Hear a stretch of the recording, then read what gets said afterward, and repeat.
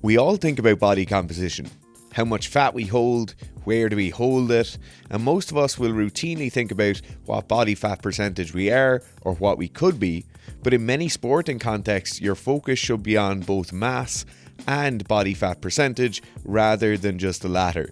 If you're in a weight class sport, you'll think about this all throughout the year. If you're a gym goer who doesn't compete in a sport but loves to train, you'll possibly be dragged in many different directions. You'll swing between aesthetics, maximal strength, conditioning, health span, and so on. For our runners, track and field athletes, and just general athletes, the thought of your body weight may not even enter your head, and if it does, it's usually one of fear from gaining any weight lest you impact your VO2 max or power to weight ratio negatively. The idea of periodizing your weight to improve your performance isn't even in the same universe as your sport. Body mass, muscle mass, and fat mass are three vital components here. There are figures for what the average elite athlete has when it pertains to fat-free mass, fat mass, etc., although these values might differ depending on sex, age, sport, and level of experience. It is important to keep in mind that there are standards in most sports that we should try to adhere to. I think it's best to visualize these main components as two liquids of different densities floating in a jar. The total volume of the jar is our body mass, then liquid 1 is muscle mass, and liquid 2 is fat mass. In the vast majority of cases where athletes are concerned, these are the only things we'll be directly affecting. Obviously, each of our total mass will have a large amount of variation from our body density, our bone volume, organ weight, etc. But as athletes and coaches, we can think about this total weight as if it's the weight of the jar. It will change from us pouring liquid in and out. The real trick is getting the right ratios of liquid 1 and liquid 2 to fit into the jar. To lose total body mass, I can lose some of liquid 1 or some of liquid 2 or some of both. And I know if you're losing weight, you're probably thinking, well, I'm only going to lose fat mass and no muscle at all. Or maybe as you're gaining, you'll think, well, I'm only going to gain muscle mass. Both of these are amicable goals, but in practice, we often get some bleeding over from one to the other in either direction. In an ideal world, you would be the highest level of muscle mass and the lowest level of fat mass that you could sustain that is both healthy and sustainable at your current calorie count. For example, you could be 8% playing your sport, but if you can barely move due to such a low calorie count, then your muscle mass is in jeopardy. It's not a great situation. Now, there's an elephant in the room. Mass is important in many sporting applications. No matter its composition, it affects us. The first example of this is in collisions, whether it's a rugby tackle, a fend in football, or a throw in judo. How much weight we bring into the force equation is vital. Force is simply calculated as mass times acceleration. The acceleration coming from the change in velocity we are applying, and the mass obviously coming from our body weight. So now, if an athlete wants to make a bigger impact on the field, then they can aim to increase the acceleration value through faster sprints, better tackle technique and positions, or they can increase their mass. The differentiating factor here is that our speed numbers are not easy to affect. They take time, effort, and a significant amount of training capital to see noticeable changes, whereas significant changes in mass can happen over the course of an 8-week off-season. The opposite position, the offensive player, should also be mass aware. It is far more difficult to impart enough force into a large player to drop them immediately versus that of a lighter player, although the lighter player may be moving faster. Okay, so considering now the influence of mass on the outcome of the collision, we should also look at the influence of mass in terms of structural damage during an incident. In accordance with Newton's third law, if two players run at each other and make contact, both experience the same force, an equal but opposite reaction. But think about this for a second. One player is 80 kilos with an acceleration of 6 meters per second, and the other is 100 kilos with an acceleration of 4.8 meters per second.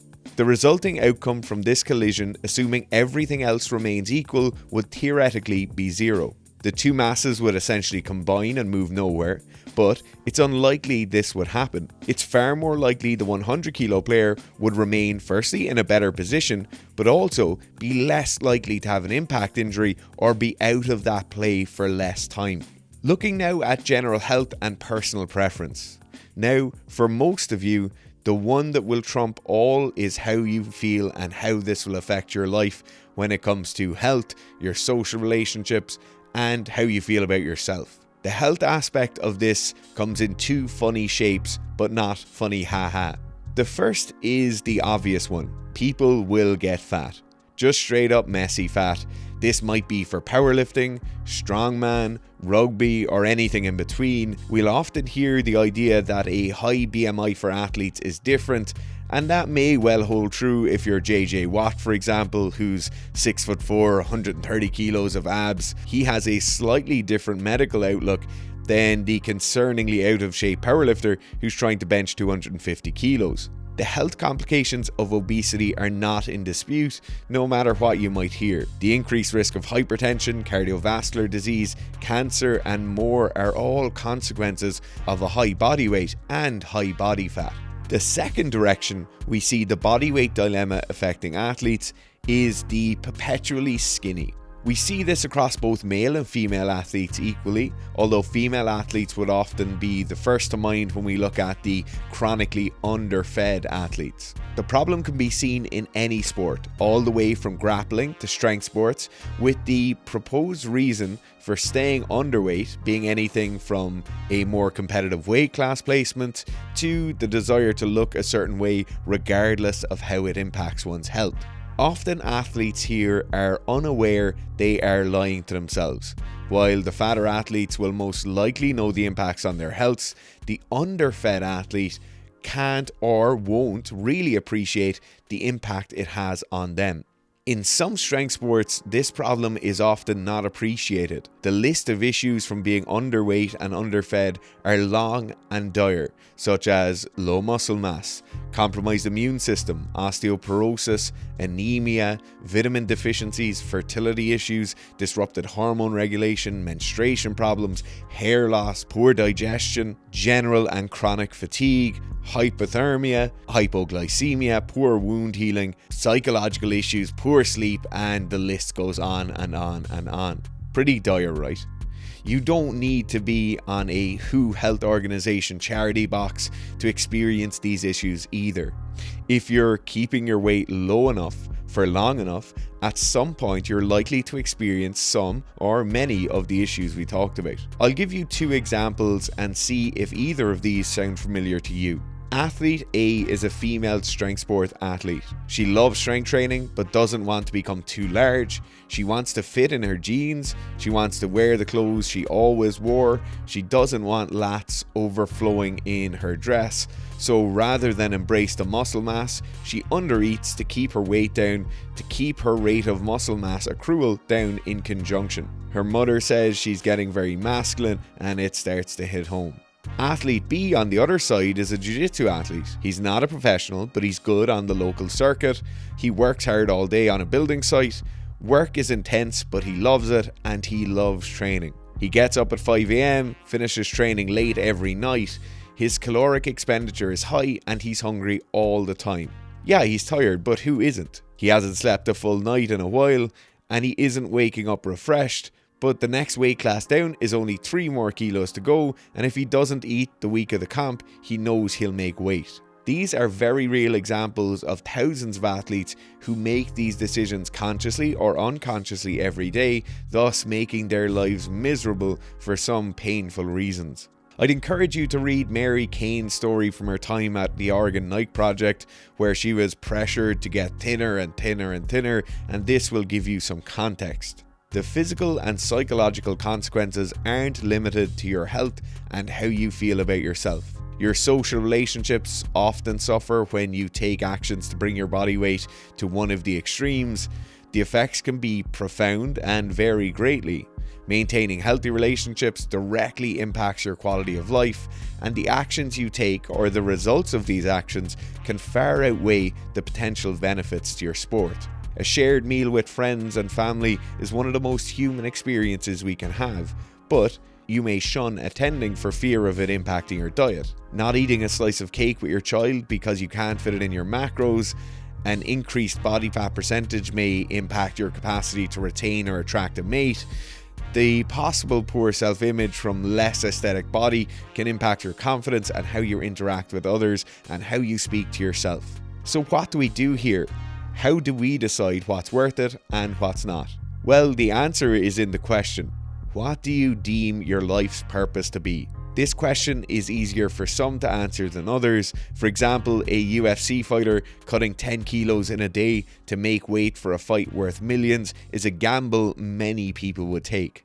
But, not to single anyone out here, is it worth being 30% body fat to squat 200 kilos?